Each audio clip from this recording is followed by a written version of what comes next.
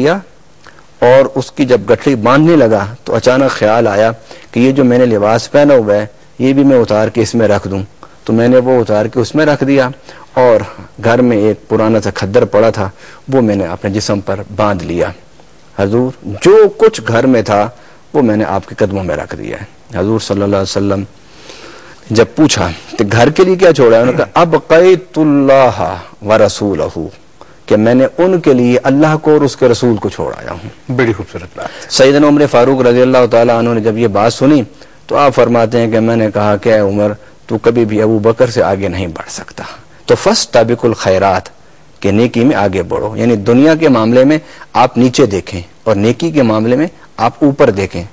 تب ہی آپ کی زندگی میں سکون آ سکتا ہے, تب ہی آپ کی زندگی میں توازن آ سکتا ہے. معاشرے میں اچھائی, خوبی اور بہتری اسی صورت پیدا ہو سکتی ہے کہ جب ہم صبر و شکر کے اس اصول کو اپنے سامنے رکھ لیں. اچھا علامہ صاحب, یہ بڑی خوبصورت آپ نے بات کی ہے کہ جب دنیاوی معاملات ہوں تو ہمیں اپنے سے جو پیچھے والے ہیں, اپنے سے جو نیچے والا طبقہ ہے اس کو دیکھنا چاہیے, اور جب دینی معاملہ ہو تو وہ لوگ جو ہم سے آگے ہیں ان کی طرف رجوع کرنا چاہیے, ان کو دیکھنا چاہیے, ان کو آئیڈل بنانا چاہیے. اگر ہم ان دونوں چیزوں پر عمل کرنا شروع کر دیں تو میرا خیال حالات خاص سے بہتر ہو سکتے ہیں. اور میں یہ چاہوں گا کہ اسی پروگرام میں صبر و شکر کے حوالے سے, کتاب و سنت کے حوالے سے اگر آپ ہمیں کچھ ایک دو اور مثالیں دیں. دیکھیے سیدنا ابو بکر صدیق رضی اللہ تعالی عنہ,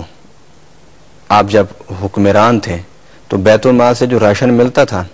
آپ نے اپنی اہلیہ سے کہا کہ ہم اپنے کھانے کو مختصر کر سکتے ہیں. انہوں نے کہا جناب تھوڑا سا ہم اپنے کھانے کو کم کر سکتے ہیں, مطلب اگر پیڑا بناتے ہیں تو اس میں ہم کوئی آٹا کم کر سکتے ہیں. انہوں نے کہا ہاں ہم کم کر سکتے ہیں. تو انہوں نے جو کھانا تیار ہوتا تھا اس کھانے میں سے تھوڑا سا کمی کرنا شروع کر دی. تو جب مہینہ ختم ہوا تو کچھ راشن بچ گیا, آپ نے وہ راشن اٹھایا اور بیت المال میں جمع کرا دیا, اور جو بیت المال میں محاسب تھا اس کو کہا کہ آئندہ جو ہمیں تم دیتے ہو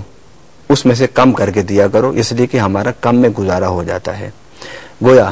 یہ تو تھی آپ کی دنیاوی زندگی کے حساب سے آپ کا صبر, کہ آپ نے صبر کا راستہ اختیار کیا. اور دوسری طرف آپ دیکھیے آپ کے دینی معاملات کو, کہ ایک دفعہ نبی پاک صلی اللہ علیہ وسلم کی خدمت میں ایک شخص نے کہا یا رسول اللہ میرے گھر میں تو کئی دن سے ہانڈی نہیں, آگ نہیں جلی, اور آپ کے جو یار غار ہیں صدیق اکبر یہ روزانہ گوشت بھون کے کھاتے ہیں اور ان کے گھر سے گوشت کے بھوننے کی خوشبو آتی ہے. حضور صلی اللہ علیہ وسلم نے سیدنا صدیق اکبر کو بلا لیا, فرمایا ابو بکر تم تو کہتے ہو میں نے کئی دن سے کھانا نہیں کھایا اور گھر میں چولہا نہیں جلا, تو یہ تمہارا پڑوسی کیا کہہ رہا ہے؟ اللہ اکبر اللہ اکبر. اب ان ساری احادیث کا خلاصہ میں آپ کے سامنے رکھ رہا ہوں. تو حضور صلی اللہ علیہ وسلم کے سچے غلام سیدنا ابو بکر صدیق کہتے ہیں کہ حضور جب میں آپ سے اٹھ کے گھر جاتا ہوں تھوڑے سے ٹائم کے لیے تو اس وقت بھی آپ کی محبت میں میرا دل جو ہے اتنا بے قرار ہوتا ہے, اتنا مضطرب ہوتا ہے کہ اس دل سے جو خوشبو نکلتی ہے وہ خوشبو ایسی ہوتی ہے جس طرح کوئی گوشت آگ پر روسٹ ہو رہا ہو. گویا وہ گوشت کے پکانے کی خوشبو نہیں ہوتی بلکہ وہ میرا دل ہوتا ہے جو عشق و محبت رسول کی آگ میں روسٹ ہو رہا ہوتا ہے. گویا یہ دنیاوی معاملہ یہ کہ راشن کم کرا رہے ہیں,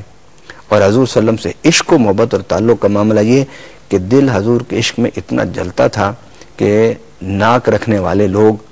اس دل کو عشق رسول میں جلنے کی خوشبو بھی محسوس کر لیتے تھے. کیا بات ہے, کیا بات ہے. اچھا علامہ صاحب, صبر و شکر تو بڑی اچھی دونوں چیزیں ہیں, ریلیونٹ ٹرمز ہے, لیکن اگر ہم اس سے دوسری طرف نظر دوڑائیں یعنی ناشکری,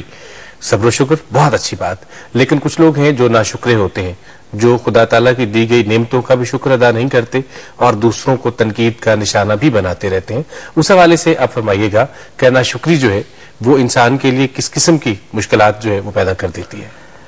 دیکھیے بات یہ ہے کہ اللہ تعالیٰ کی جو نعمتیں ہیں نا ان کے بارے میں قرآن میں ہے کہ وَإِن تَعُدُّوا نِعْمَتَ اللَّهِ لَا تُحْصُوهَا,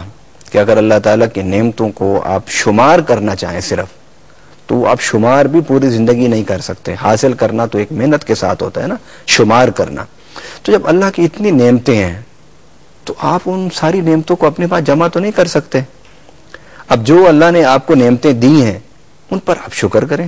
اور جو نعمتیں آپ کے پاس نہیں ہیں ان پر حسد نہ کریں. اس کے لیے بھی اسلام نے راستہ بتایا کہ اگر آپ کسی کے پاس کوئی اچھی چیز دیکھتے ہیں، کوئی اللہ کی نعمت دیکھتے ہیں، تو آپ اللہ سے دعا کریں کہ اللہ جس طرح تو نے اس کو دی یہ نعمت مجھے بھی عطا فرما دے۔ گویا شکر جو ہوتا ہے وہ رب کی نعمت پر ہوتا ہے، جب اللہ کوئی نعمت دیتا ہے اس پر شکر ہوتا ہے، اور شکر اور نعمت اس کی کوئی حد نہیں ہے۔ تو نتیجہ یہ ہوتا ہے کہ جب انسان محسوس کرتا ہے نا کہ میرے پاس بہت ساری چیزیں نہیں ہیں، پھر وہ ناشکری کی طرف آتا ہے، اور ناشکری کے بارے میں قرآن نے کہا کہ یہ جو ناشکری کی کیفیت ہے یہ انسان کے انفرادی اور اجتماعی زندگی کو اللہ کے عذاب میں مبتلا کر دیتی ہے۔ قرآن پاک میں لَإِن شَكَرْتُمْ لَأَزِيدَنَّكُمْ وَلَإِن كَفَرْتُمْ إِنَّ عَذَابِي لَشَدِيدٌ، اگر تم شکر کرو گے تو ہم اپنی نعمتیں بڑھاتے جائیں گے اور زیادہ سے زیادہ تمہیں دیتے جائیں گے، اور اگر ناشکری کا راستہ اختیار کرو گے تو پھر ہمارا عذاب بہت سخت ہے۔ اس لیے ہر حال میں، اس لیے اللہ والے کہتے ہیں ہر حال میں اللہ کا شکر کریں، ہر حال میں اللہ سے کہیں اللہ تیرا شکر ہے، اللہ تیرا مجھ پر کرم ہے، تیرا مجھ پر احسان ہے۔ اس لیے کہ اگر مجھے اللہ تعالیٰ، اگر کوئی ایک آنکھ والا ہے، وہ نفسیاتی طور پر مریض نہ ہو کہ میری ایک آنکھ ہے، وہ دو آنکھوں والوں کو نہ دیکھے، وہ اس کو دیکھے کہ جس کے پاس ایک آنکھ بھی نہیں ہے۔ اسی طرح اگر کوئی مریض ہے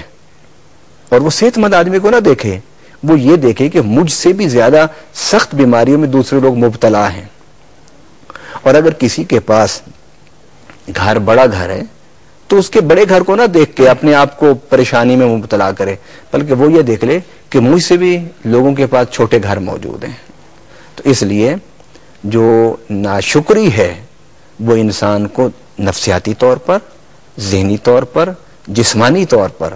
اور معاشرے کو انفرادی اور اجتماعی طور پر جہنم اور کوڑھنا، جلنا اور بے چینی کے راستے پر ڈال دیتا ہے۔ یعنی انسان کو پازیٹیو سوچنا چاہیے اور جو چیزیں اس کے پاس ہیں ان کا شکر ادا کرنا چاہیے، اور اللہ تعالیٰ کی نعمتوں کا شکر ادا کرنا چاہیے ہر حوالے سے، ان لوگوں کی طرف دیکھتے ہوئے کہ جناب جن کے پاس وہ چیزیں نہیں ہیں، پھر آپ کی سیٹسفیکشن ذرا بہتر انداز میں ہو جاتی ہے۔ علامہ صاحب، اس پروگرام میں ہم کچھ سوالات بھی شامل کر رہے ہیں، اور اپنے ان ناظرین کے جو ہمیں دیکھتے ہیں، جو آپ سے خاص طور پر اس پروگرام کے حوالے سے سوال کرنا چاہتے ہیں، ہم اس پروگرام میں شامل کر رہے ہیں۔ آئیے دیکھتے ہیں کہ ہمارے ناظرین کیا کہتے ہیں۔ علامہ صاحب، میں آپ سے یہ پوچھنا چاہوں گا کہ اسلام میں داڑھی کا کیا کانسیپٹ ہے، اور کیا اسلام میں داڑھی رکھنا لازم ہے کیا، اور اس کی شرائط کیا ہیں؟ جی علامہ صاحب، ڈائریکٹ کوشچن ہے کہ داڑھی رکھنا لازم ہے، اس کی شرائط کیا ہے؟